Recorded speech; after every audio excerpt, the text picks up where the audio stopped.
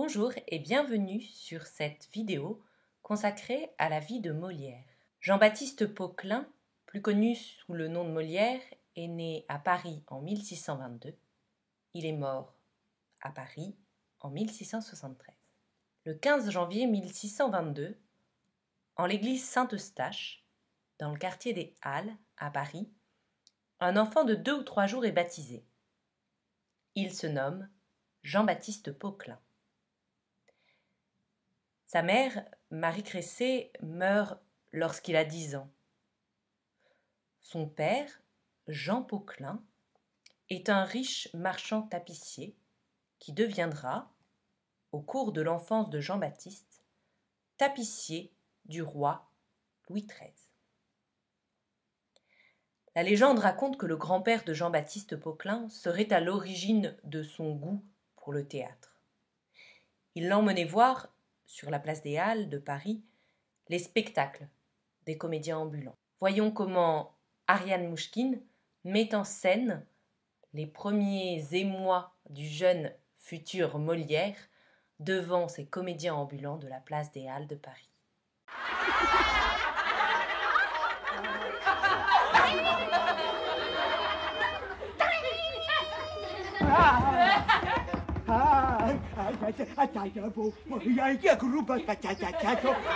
Patata, tomato,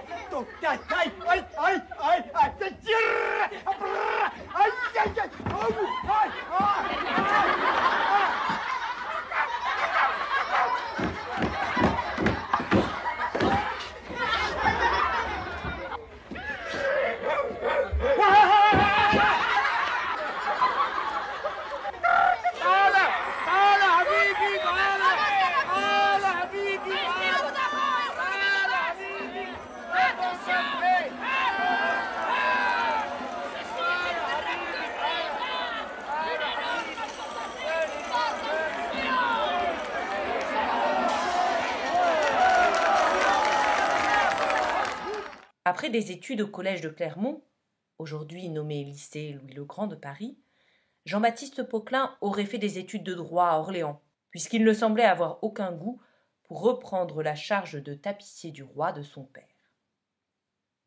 Mais, le 30 juin 1643, il abandonne ses études et s'installe rue Saint-Germain avec les Béjart, une famille de passionnés de théâtre et d'autres comédiens. Ensemble, ils fondent l'Illustre Théâtre. En 1644, Jean-Baptiste Poquelin prend le surnom de Molière. Au début, la troupe a peu de succès et les ennuis s'accumulent. Molière est même emprisonné quelques jours en raison de dettes qu'il ne peut pas rembourser. Pour se faire oublier, la troupe part sur les routes de province pour jouer. À Pézenas, dans le Languedoc-Roussillon, le prince de Conti accueille la troupe et les protège. L'Illustre Théâtre reçoit même des financements. En 1654, Molière peut faire représenter à Lyon sa première pièce, L'Étourdi. En 1658, de retour à Paris, la troupe se met sous la protection de Philippe d'Orléans, Monsieur, le frère du roi, Louis XIV, et joue devant le roi une tragédie et une comédie. Le roi rit et en récompense accorde à Molière la salle du Petit Bourbon. Molière y joue en alternance avec les comédiens italiens. On suppose que les caractères des personnages de la comédie italienne, la Commedia dell'arte, auraient inspiré Molière pour ses propres personnages. Ainsi, Scapin vient du valet italien Scapino, un personnage bouffon, farceur, trompeur et rusé. En 1660, pour agrandir le Louvre, la salle du Petit Bourbon est détruite et la troupe de Molière s'installe dans la salle du Palais Royal. La troupe de Molière a beaucoup de succès et Molière écrit plusieurs comédies. Mais Molière n'aime pas seulement faire rire. Il utilise aussi son art pour dénoncer certains de ses contemporains. Dans sa pièce, Les Précieuses ridicules, il se moque ouvertement d'un groupe de courtisanes qu'il juge idiotes et snobs. Puis il publie Tartuffe, dans lequel il s'attaque à ceux qui se font passer pour des croyants, mais qui se servent de la religion comme d'une couverture pour tromper les gens.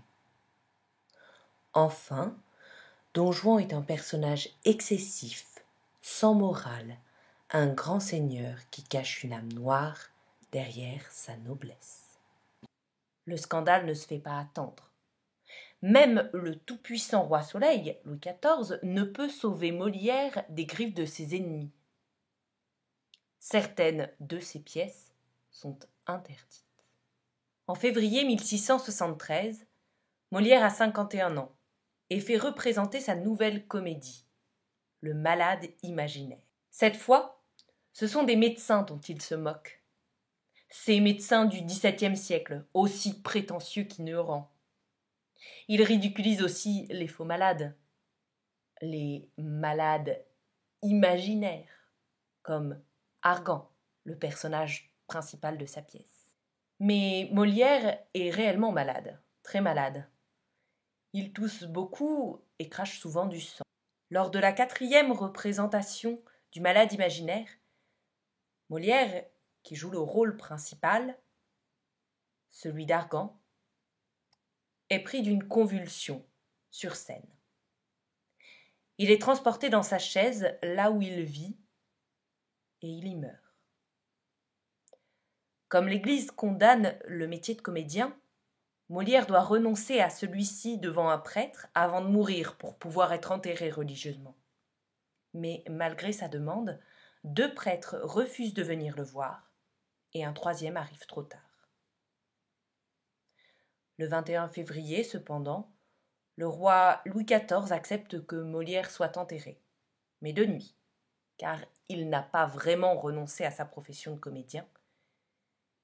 Il est enterré dans le cimetière Saint-Joseph, près de l'église Saint-Eustache, où il avait été baptisé. Ce n'est qu'après la Révolution française, en 1792, qu'on exhume ce que l'on pense être les restes de Molière pour les placer dans un cimetière plus honorable, celui du Père-Lachaise, à Paris.